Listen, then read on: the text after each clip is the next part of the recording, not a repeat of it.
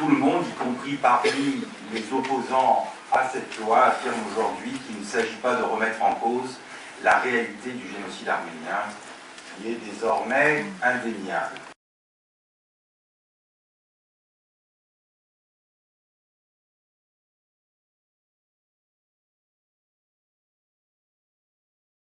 L'histoire de ce génocide est relativement méconnue, comme sa négation.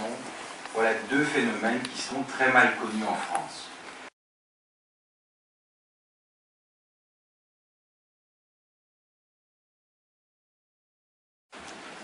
La loi du 29 janvier 2001, qui déclarait que la France reconnaît publiquement le génocide arménien, a mis fin à 80 ans de déni.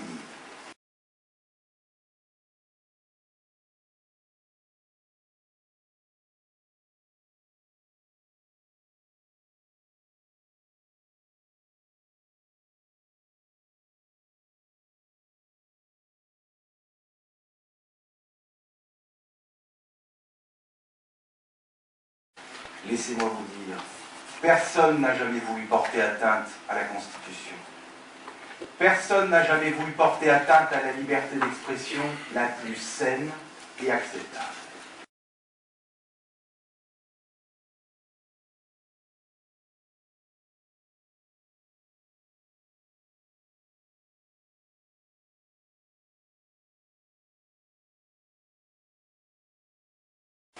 La France est encore mal à l'aise avec ce concept d'humanité. Dignité humaine, crime contre l'humanité. Voilà des concepts qui exigent un effort intellectuel, une transcendance que la France n'est pas encore prête à assumer.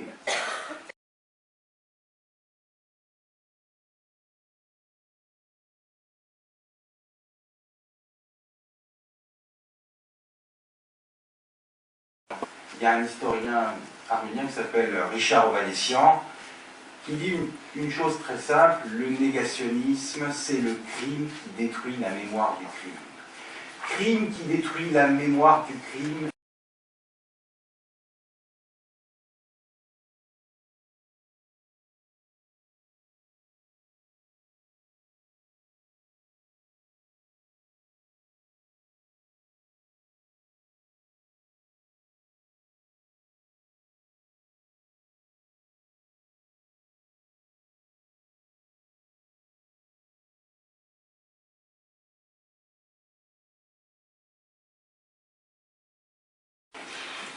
Ce que j'en dis, c'est que les forces conservatrices de la France, se sont laissées embrigader par la logique de 90. La loi Guessot a posé un cadre d'une infraction toute nouvelle, que la France ne connaissait pas, un cadre bien réducteur, entraînant avec elle les rapports pathologiques de la France à la mémoire, de la France à sa propre histoire et à sa propre histoire de la liberté d'expression, imposant des frontières franco-françaises alors que le débat était universel. Nous nous sommes trompés de cadre.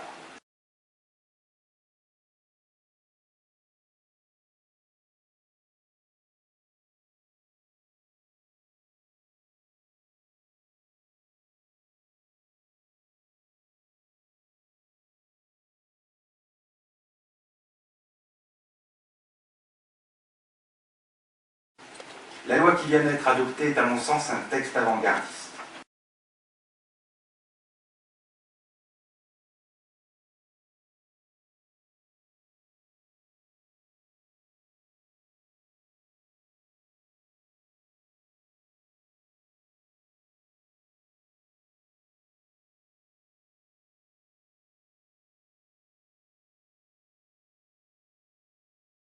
On l'a dit tout à l'heure, la spécificité du négationnisme du génocide arménien, c'est le négationnisme d'État, celui de la Turquie.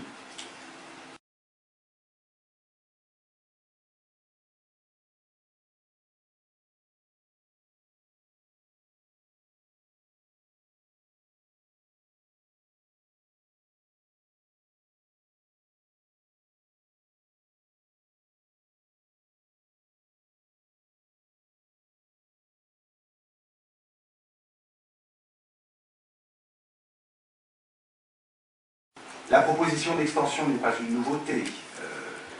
Le trafic de drogue, le terrorisme ont déjà été proposés comme des infractions qui intéressent la communauté internationale tout entière. Donc ce n'est pas une nouveauté. Pourquoi cette extension? Eh bien parce qu'il va falloir s'adapter au XXIe siècle.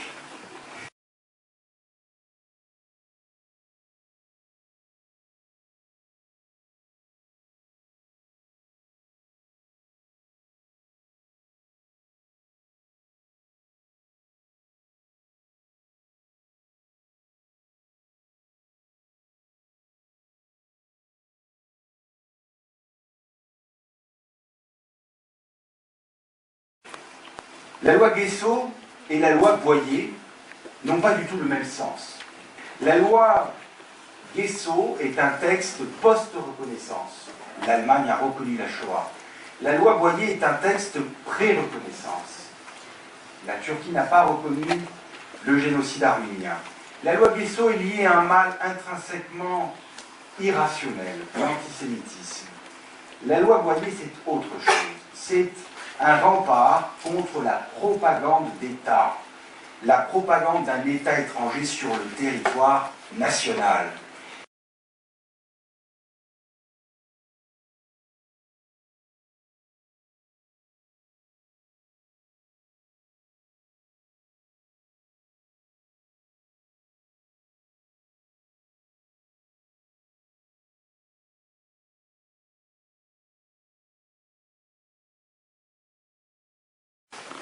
On dit que l'histoire de la France y est étrangère, que la France est étrangère à cette histoire. Ce n'est pas tout à fait exact. Vous avez compris que le procès n'a jamais eu lieu, un procès tel Nuremberg, qui aurait évité 100 ans de déni. Eh bien, la France n'y est pas tout à fait étrangère, et laissez-moi vous dire aujourd'hui, ce procès a été volé par les Alliés.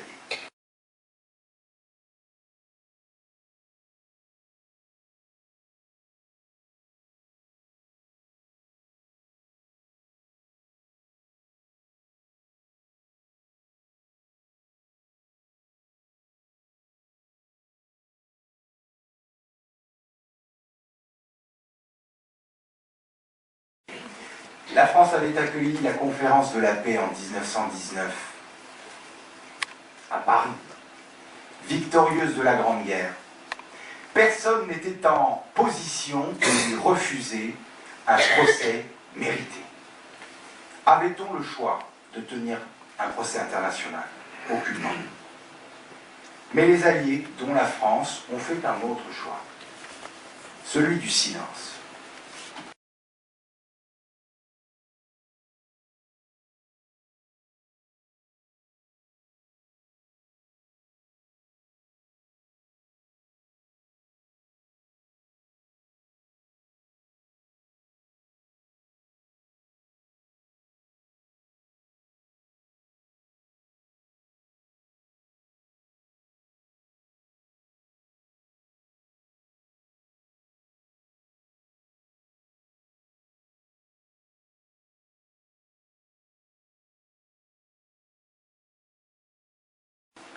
La France a transigé sur l'intransigeable.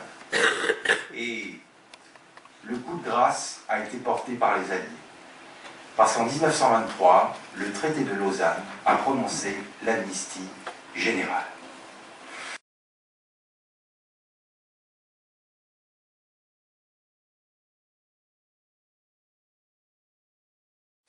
Mais je vais vous dire, en la matière, la débilité n'a pas de limite. Il suffit d'écouter Pierre Nora, il y a encore quelques semaines sur France Inter, qui prenait dans un élan de comparatisme hasardeux, disait la chose suivante à propos du massacre des Arméniens: si vous écrasez 3 mouches, on peut aussi vous parler d'un génocide. Voilà, ça c'est notre quotidien.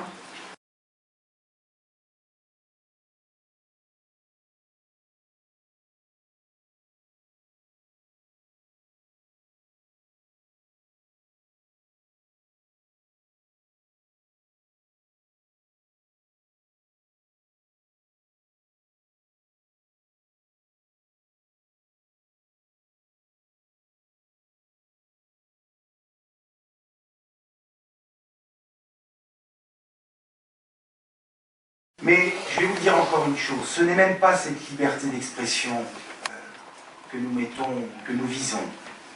Ce n'est même pas cette liberté d'expression que la loi Boyer va viser. Ce n'est pas la contestation, ce n'est pas la discussion. Ce qui va être visé dans la loi Boyer, ce qu'il est, c'est la contestation outrancière. L'intention de nuire du contestataire. La mauvaise foi.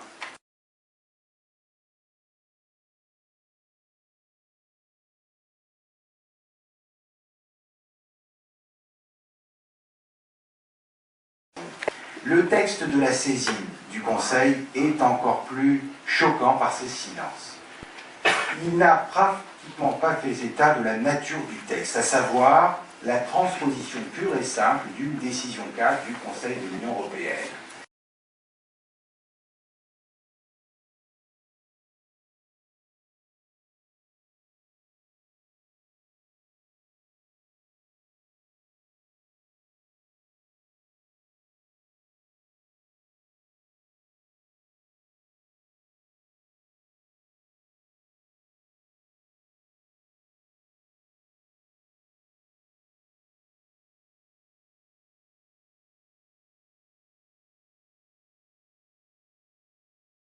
Mais comprenons une chose, les auteurs du génocide arménien sont tous morts. Donc ce n'est pas le procès du génocide qui va avoir lieu.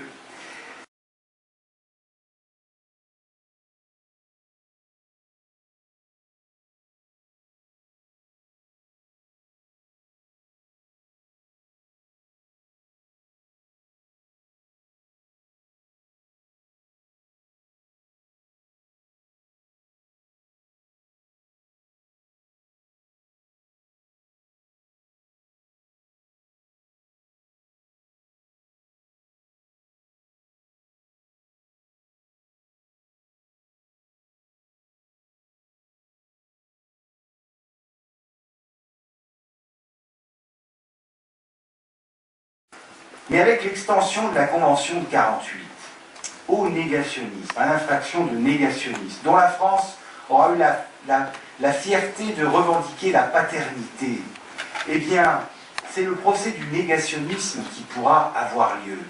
Et c'est sans doute cela qu'il faudrait viser. Et rien que pour cette idée et pour ce génie dont la France peut revendiquer la paternité, donc, eh bien, je pense que cette loi est nécessaire. Nous n'avons pas le droit de rester dans un état de déni permanent. Et, mes chers amis, vous n'avez pas le droit de protéger ce négationnisme collectif.